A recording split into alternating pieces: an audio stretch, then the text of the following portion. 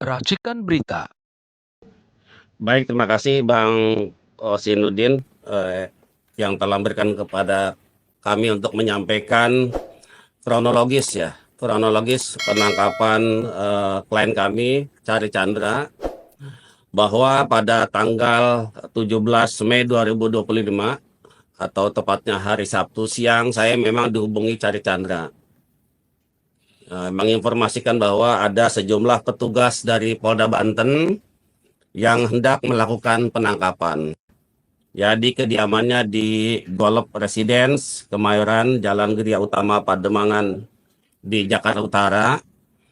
Dan saat itu juga karena Cari Chandra tidak ada siapapun yang mendampingi, saya kemudian meluncur ke kediamannya. Ya, jadi saya minta agar polisi untuk tidak serta-merta melakukan penangkapan sebelum ada penasihat hukum yang mendampingi. Dalam perjalanannya memang saya juga dihubungi oleh penyidik Polda untuk supaya tidak perlu menunggu saya, kira-kira begitu.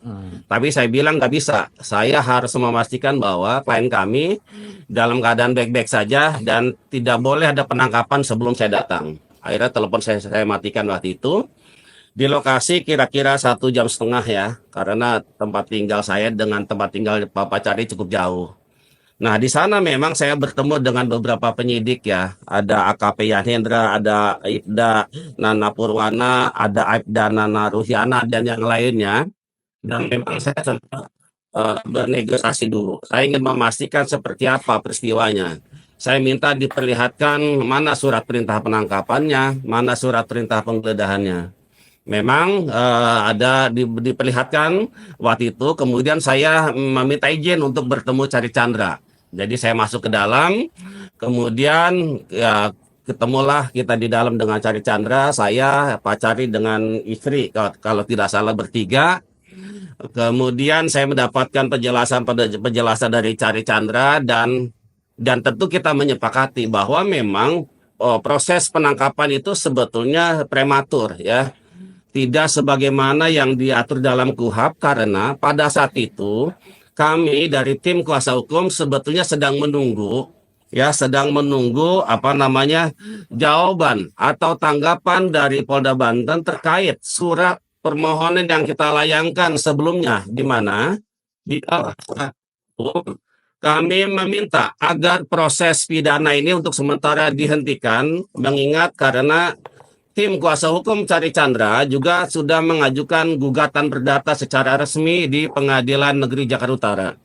Makanya pada saat Cari Chandra diperiksa di Polda, dalam keterangannya bahwa klien kami tidak bersedia untuk diperiksa sebelum ada jawaban dari Polda yang mengabulkan atau menanggapi surat yang kita layangkan. Namun ternyata tiba-tiba di hari yang Sabtu itu ternyata sudah banyak anggota kepolisian yang kurang lebih mungkin 20 orang yang tiba-tiba berusaha untuk melakukan penangkapan. Memang telah terjadi negosiasi yang cukup alot dan panjang dan sebagaimana kita ketahui bahwa itu juga prosesnya sampai malam. Sabtu malam dan penyidik juga tidak berhasil untuk mereka menemui kita untuk kita akan tarik diri. Saya masih ingat kata-katanya. Jadi kita penyidik akan tarik diri untuk tidak melakukan penangkapan dan saya minta saya ya selaku kuasa hukum untuk menjamin bahwa Cari Chandra akan datang dalam panggilan nanti. Saya waktu itu negosiasi kalau bisa hari Selasa lah, ya jangan Senin kan gitu. Ternyata memang suratnya untuk pemeriksaan di hari Senin. Nah, proses itu ternyata tidak sebagaimana yang kita tidak sepakati. Ternyata sampai malam hari itu, sampai jam 12, kami memprediksi kemungkinan jam 24.00 sudah tarik diri. Ternyata sampai jam 1 itu masih ada anggotanya. Bahkan sebelumnya memang sempat lampu dimatikan selama 2 jam itu, sehingga kami juga tetap bertahan untuk memastikan bahwa malam itu tidak ada penangkapan. Gitu ya. Kemudian keesokan harinya ada intimidasi yang seperti ini tidak sesuai dengan kesepakatan yang tadi malam. Karena mereka masih berupaya agar Cari Chandra bisa untuk ditangkap dengan modus misalnya ada dari tim kesehatan yang datang, gitu ya, untuk diperiksa. Ini kan kami melihat bahwa ini ada modus agar Cari keluar langsung dibawa. Tapi ternyata Cari Chandra tetap bersikukuh kan gitu. Kita akan nanti mau panggilan dan seterusnya. Dan yang mengagetkan buat kami ternyata tindakan polisi itu sudah berlebihan. Kalau di hari pertama hari Sabtu itu sampai malam masih bisa tuh akses keluar masuk orang. Masih bisa misalnya memesan makanan. Tapi di hari selanjutnya di hari Minggu itu sudah tidak boleh lagi grab pesan makanan, dilarang. Kemudian tamu-tamu juga tidak boleh lagi masuk ke dalam.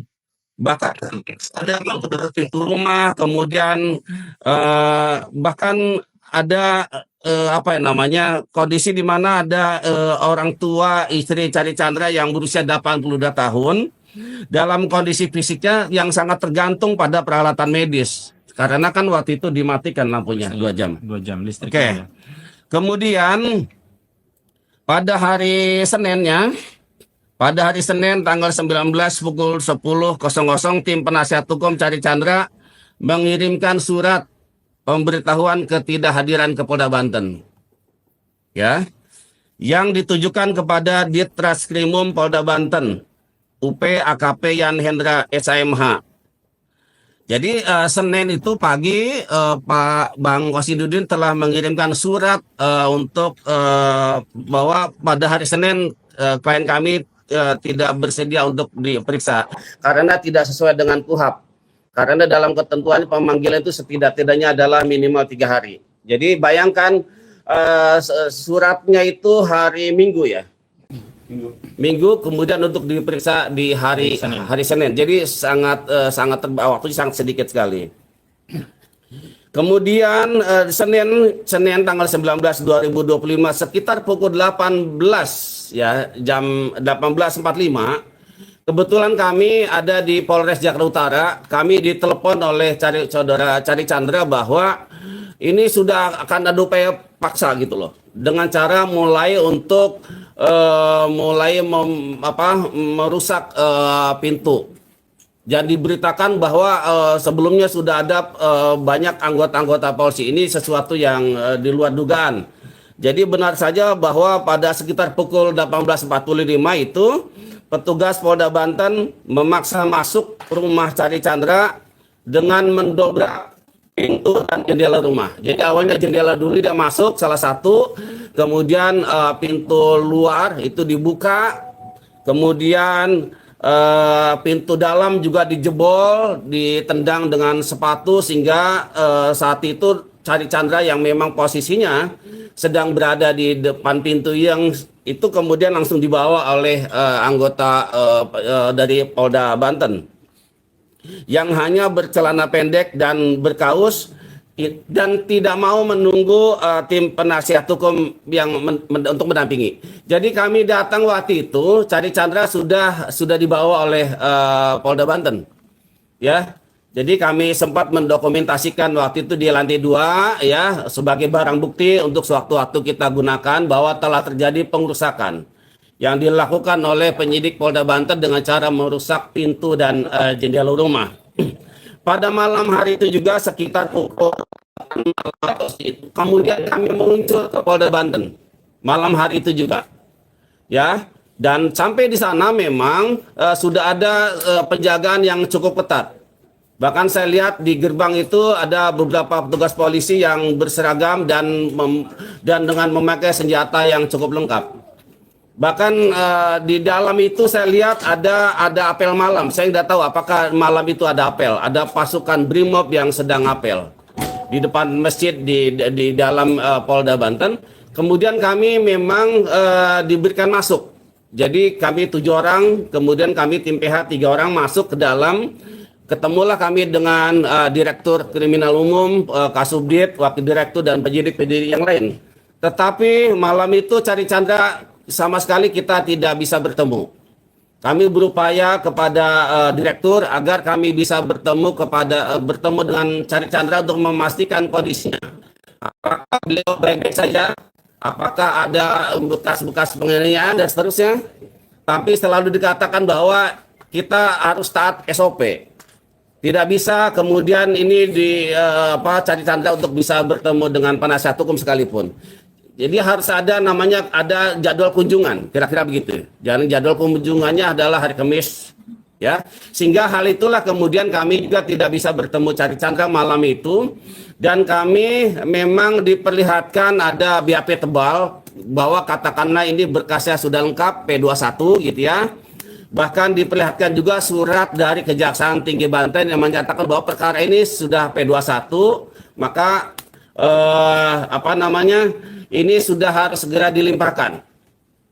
Jadi itu yang bisa kami sampaikan pada Senin malam. Kemudian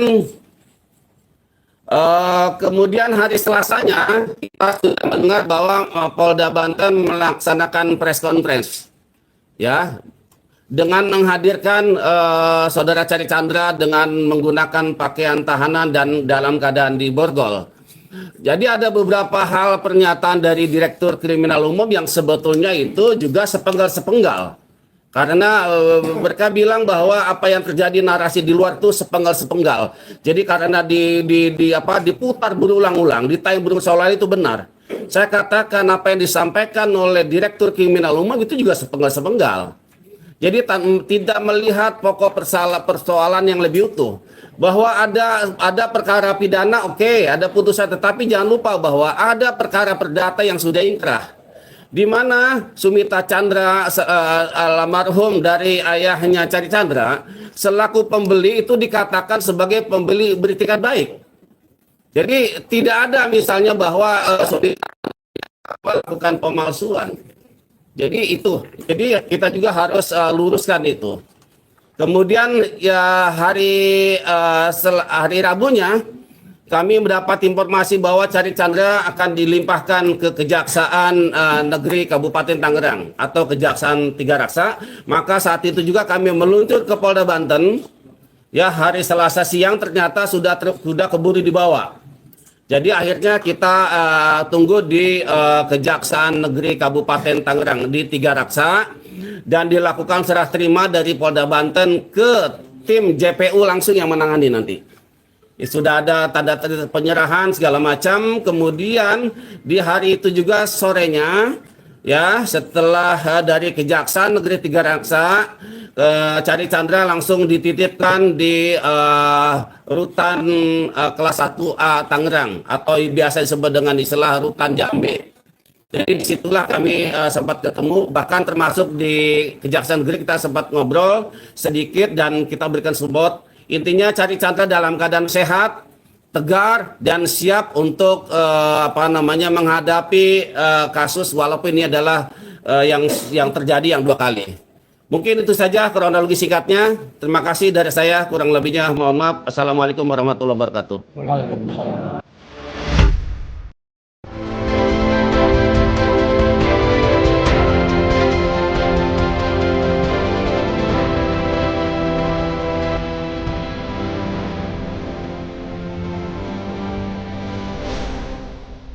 Racikan Berita